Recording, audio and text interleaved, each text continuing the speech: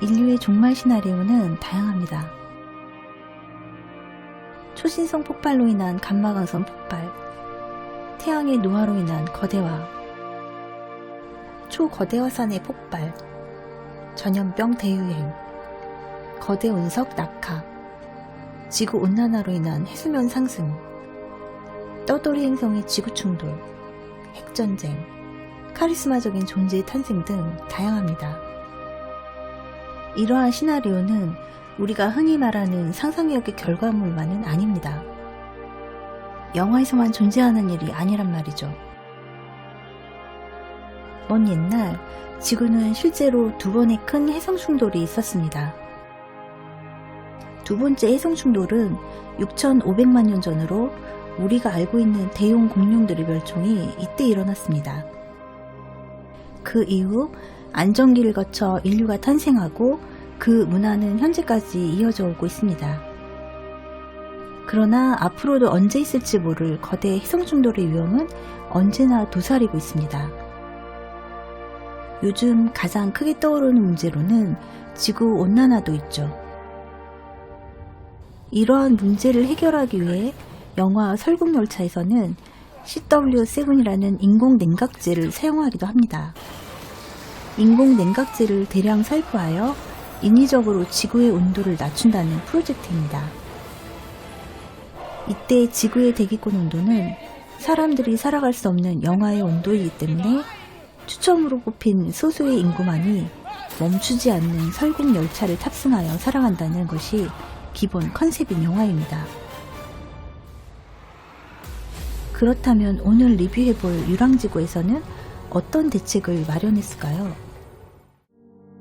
태양이 점점 나이를 먹어감에 따라 태양의 부피는 점점 거대해지고 팽창해 나갑니다. 따라서 지구와의 거리도 점점 가까워지고 지구의 온도는 급격히 오르기 시작하죠. 이로 인한 지구의 급격한 사막화, 각종 재난재해, 이기적인 사람들의 전쟁, 그뿐만이 아니죠. 이렇게 시간이 흐르게 된다면 언젠가는 태양에게 잡아먹히게 되는 것도 시간 문제입니다. 이때 지구연합군이 생각해낸 것이 바로 지구를 통째로 다른 은하의 안전한 태양계권으로 이주하는 프로젝트였습니다. 한마디로 지구가 통째로 이사를 간다는 계획인 거죠. 물론 이전에도 이주를 컨셉으로 한 영화들이 있긴 했지만 그때는 사람들만이 새롭게 발견한 행성으로 이사를 가는 컨셉이었습니다. 지구를 버려두고 말이죠.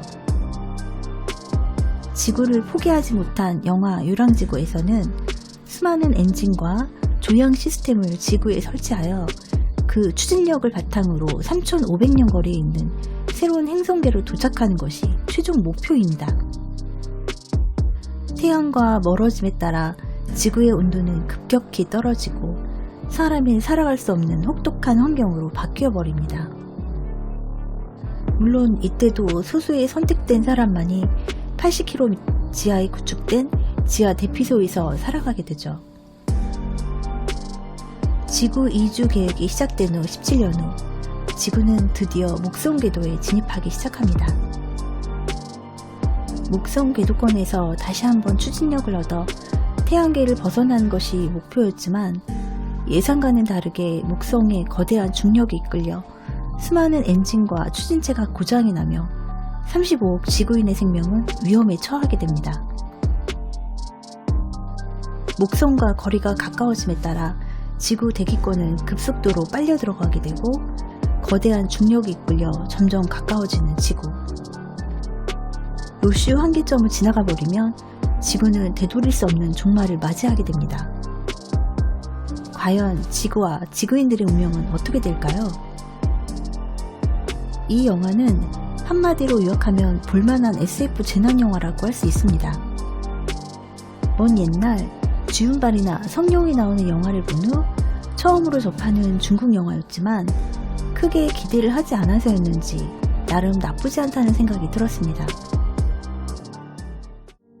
물론 뻔한 스토리와 심파극적인 요소가 있어 나름 예상 가능한 엔딩이긴 했지만 큰 스케일의 영화치고는 그래픽도 나쁘지 않았고 특수효과도 볼만했습니다. 2시간 정도의 시간이 지루하다고는 느껴지지 않았으니까요. SF 영화, 특히 재난 영화를 좋아하시는 분이 있다면 꼭 한번 보시길 추천드리는 영화이며 넷플릭스에서 시청 가능합니다.